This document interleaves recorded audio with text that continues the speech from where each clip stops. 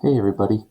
I wanted to talk to you guys about the Hamlet research paper topics for this annotated bibliography and research paper. So basically, they're kind of one and the same. It helps to think of your annotated bibliography as basically like a really detailed outline for your research paper. So it's the same topic for both. It's the same research for both. In fact, the whole point of doing an annotated bibliography is so that your research paper on the very same topic is that much easier.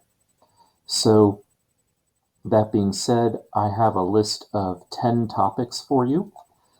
The first five, I've kind of broken them up. The first five are basically much more in depth as far as like it's a lot easier, I think, for the first five to find research online as well as quotes in the play itself. Remember that you need to find 6 sources, okay? One of those 6 sources is going to be the play itself. So you need to find 5 outside sources. Okay, so what I mean by that is that the play is your primary source. And so you're going to need to find sources outside of your primary source that are going to back up what your play is saying. So what I'm saying is that these first five, they're easier to find quotes in your play as well as outside sources. These other 5, they're also good. It's just they're going to be a little bit trickier, a little bit harder to find. I'm not trying to discourage you from using these other 5 prompts, but I'm just warning you that it's going to be a little bit trickier. So anyway, let me stop wasting time and get to the point.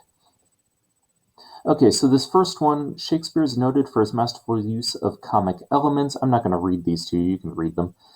Basically, this first one is talk to me about the comic relief in the play. There are some scenes, now this is a tragedy, but that doesn't mean that the entire play is tragic. If Shakespeare were to write the entire play as just this real downer, people would have not wanted to finish it and it wouldn't have become a classic. You know, you have to have highs and lows. You have to have peaks and valleys. You know, moments of tragedy in a Shakespearean play are always followed up immediately afterwards in the very next scene by moments of levity, moments of humor. So talk to me about those moments of humor. It could be characters like Polonius or the Gravediggers or Hamlet. It could also be scenes like the scene in the graveyard or any scene where he's basically talking to Polonius and just giving him an earful. But anyway, so talk to me about the comedic elements of the play. The second one is talking about this critic who basically gives a definition for what makes a Shakespearean tragedy. And he gives some criteria for what makes a Shakespearean tragedy. My question to you is, look at his quote, okay? Look at these criteria. Does this play, do the characters in this play follow this criteria, yes or no? If it does, then it meets this critic's definition of a tragedy. If it doesn't, then it doesn't meet this critic's definition of a tragedy, and you tell me why or why not. Okay, number 3 is the good old fate versus free will, which is a central idea that's found in this play. Sometimes the characters talk about how they have no choice in the matter of what they do and how they do it and what happens to them. And sometimes the characters say, to heck with all of destiny, I'm going to do what I want. So my question to you is, do you think that this play centers around fate or free will? Did the characters in this play have a choice in the things that they did and the choices that they made? Did they basically lead to their own undoing? Or were they destined to be undone from the get-go and really there was nothing they could do about it? Or is it a combination of the two? Certain characters might have been fated to have certain endings and certain characters might have chosen their own endings through their own actions? You tell me. Number 4, is Hamlet a sympathetic character? Do you sympathize with him? In order for this play to be a full tragedy, the main character has to be somebody that we sympathize with. Do you sympathize with Hamlet, or are you like, man, you screwed up and you made your own bed and now you gotta lie in it? You tell me. And then number 5 is a pretty big one. Number 5 asks you to basically evaluate the women in this play. There are, I believe, 8 main characters, and of those 8 main characters, only 2 of them are women.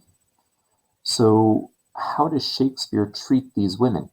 Are they just pawns in a game of guys? Or are they more important than one might first think?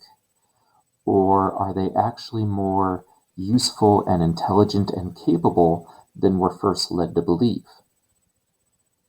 You'll find that critics kind of agree and disagree on this one, as far as like some critics think that these women are much more useful and much more capable than what you might first initially think, and some critics think that these women are just damsels in distress. You tell me. Okay, and so these other 5, I'm going to kind of go through these quickly. Again, these are a little bit harder to find sources and commentary about. Number 6, though, is a pretty popular one, the question of Hamlet's procrastination. Why does he wait so long? You know, I mentioned from the time that he learns about his uncle's betrayal to the time in Act 5 when all of the chips fall where they may,